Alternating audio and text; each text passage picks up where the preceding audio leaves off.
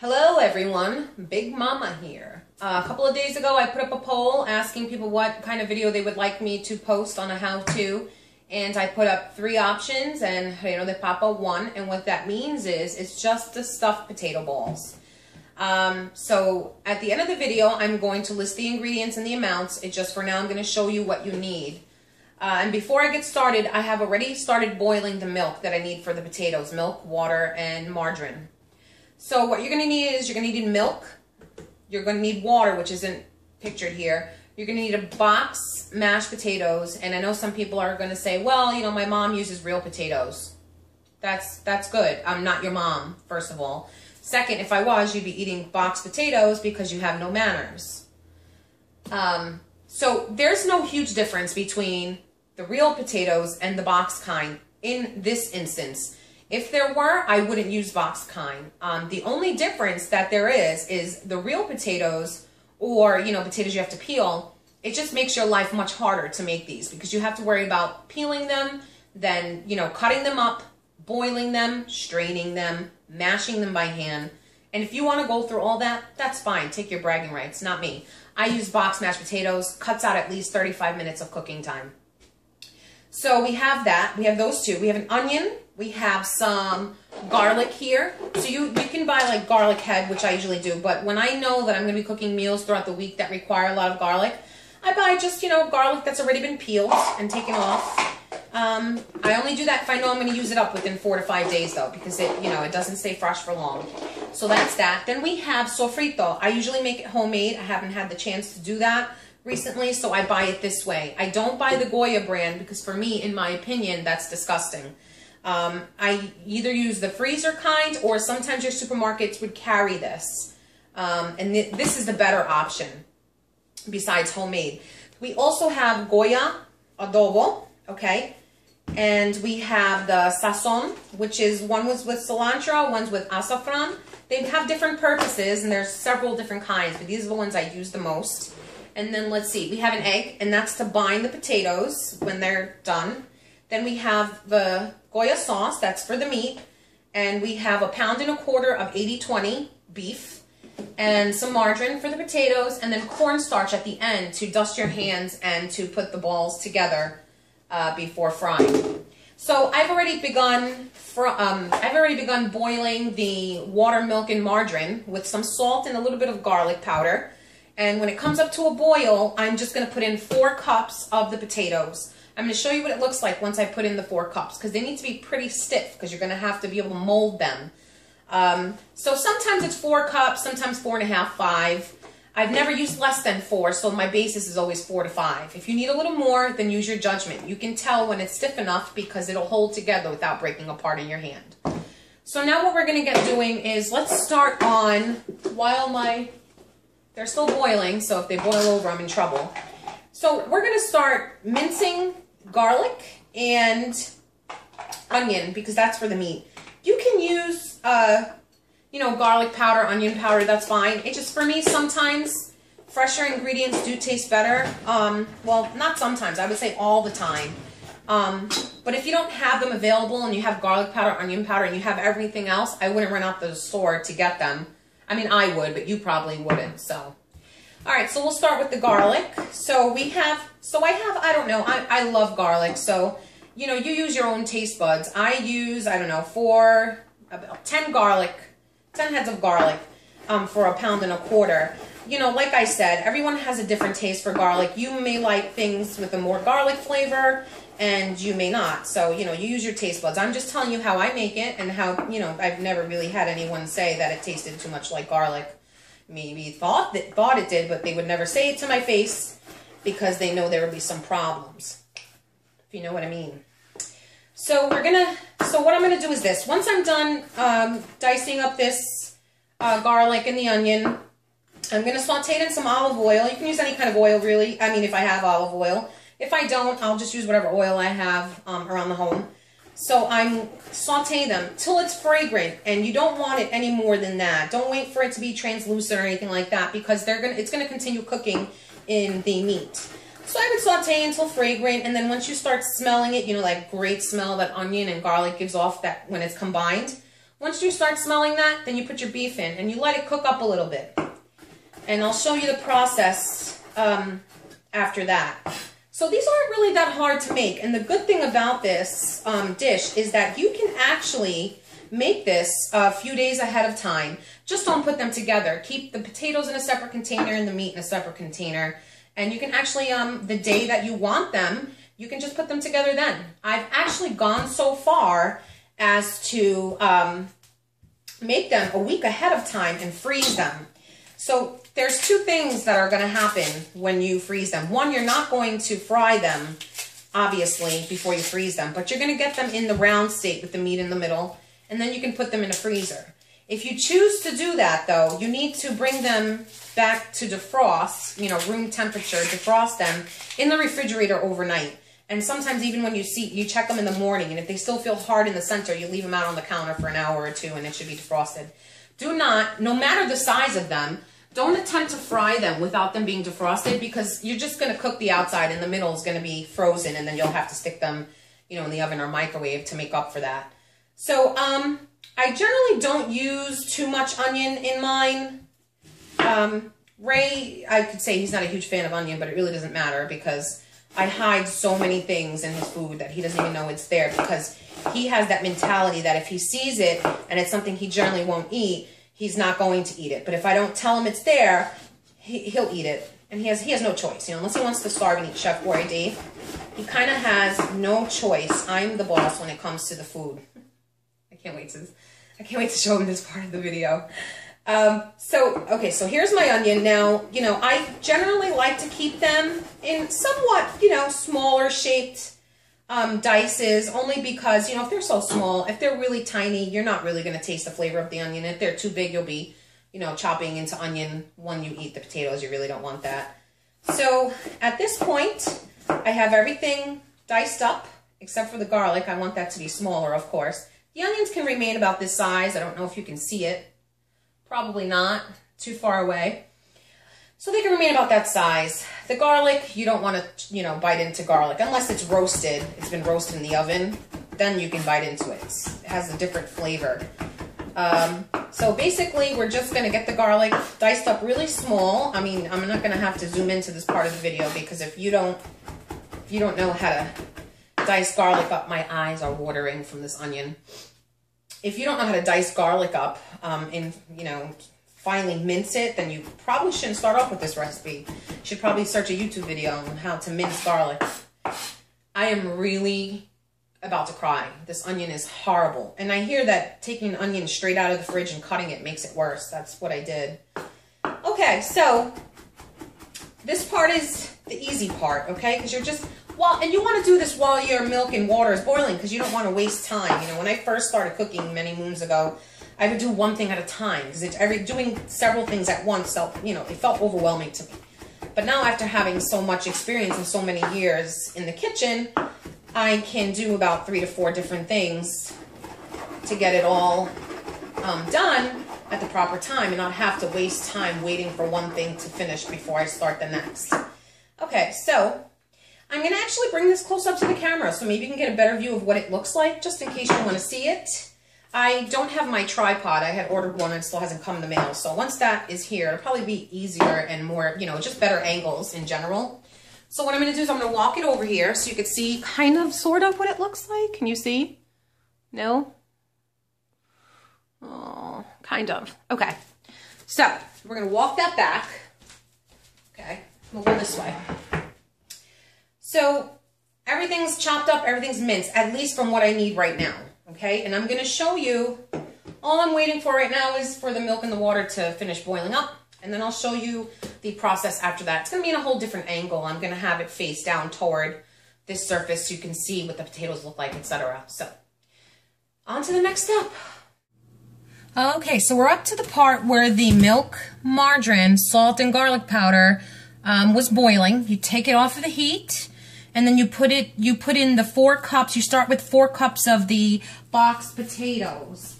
Now, you start off with 4 cups because you generally, you know, you don't know how stiff it's going to come out until you put it in, you know. So I wouldn't want to put in 5 and then have to worry about adding in more liquid. I'd rather add in more potatoes. I also put in a packet of the Sazon I was talking about. So I put that in there, one whole packet. And I put in, I would say about a half a teaspoon of adobo. Okay, so that's just my general, you know, thing of what I do with the potatoes. A lot of people, they just put the salt, pepper. I don't use, oh, let me mention that.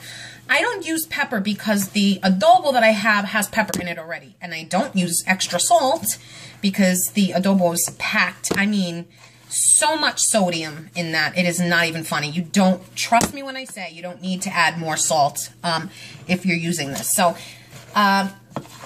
we have these going on here. So do you see it is a, you know, if I go like this with my spoon, it's a soft consistency. The problem with sometimes using the real potatoes, you get those little chunks of potatoes, and if that doesn't bother you, that's fine. I don't really like that consistency. Generally, when I make these, I tend to double the recipe, but this time I didn't, just because it's easier to show you with, you know, the amounts specified. But I will tell you that it doubles and triples very well, so you don't have to worry about that. So this is about the color you want the potatoes to look. Okay, I wouldn't want them any more yellow than that, so it seems like one package of that is good enough, and it's kind of hot, so it's hard to tell if the consistency is there right now.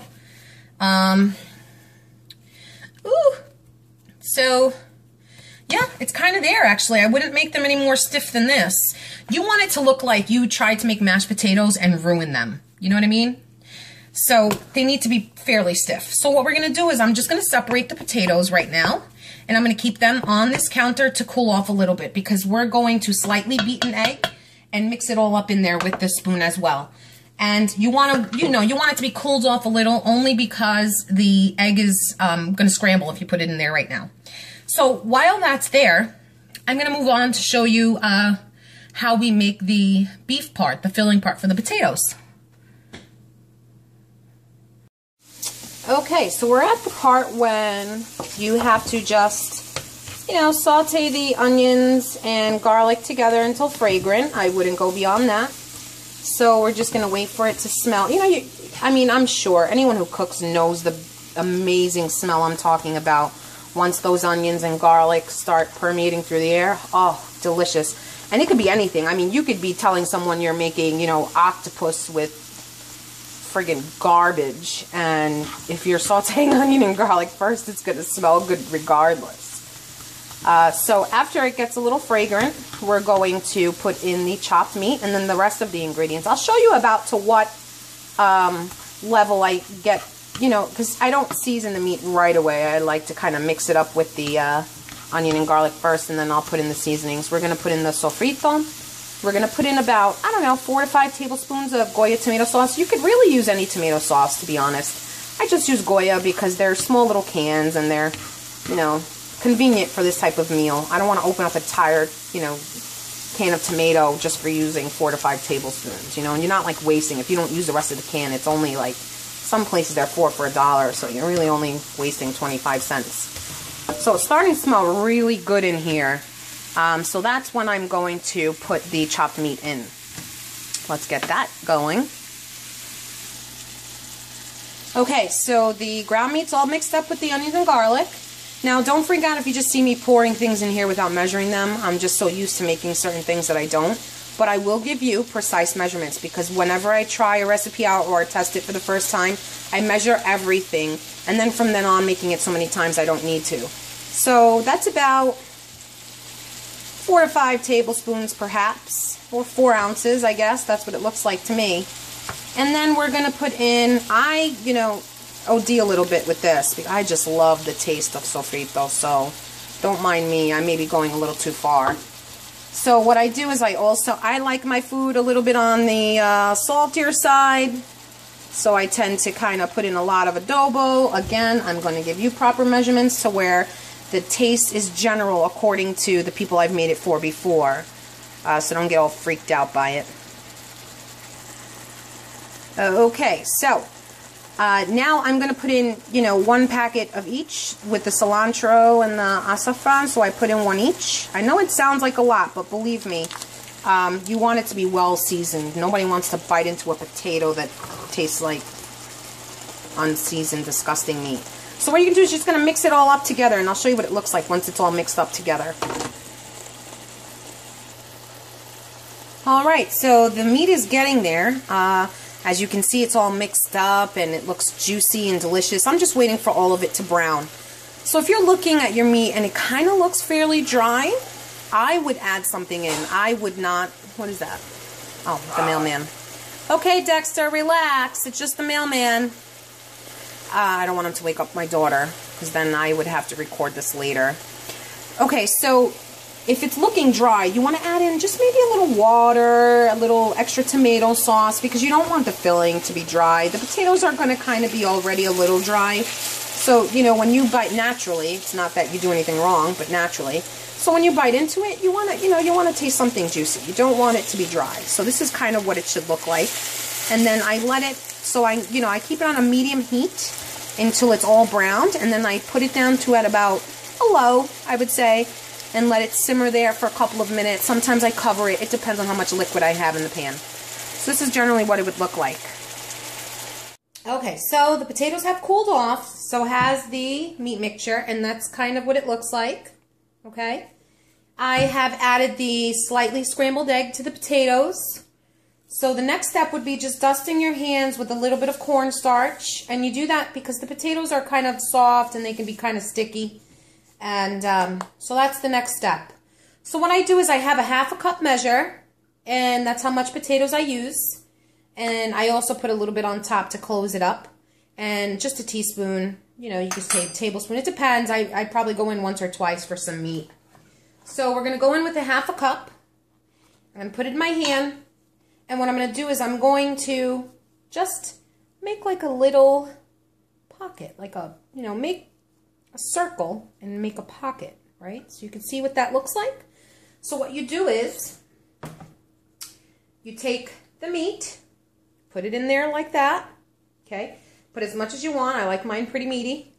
And so does my husband, my daughter too. Believe it or not, she eats this. My little toddler who tries everything. So you generally, you see how juicy that meat is? Okay. So you generally want to bring it over and fold it in. And that's how you get them to be closed. So you bring it over, fold it in.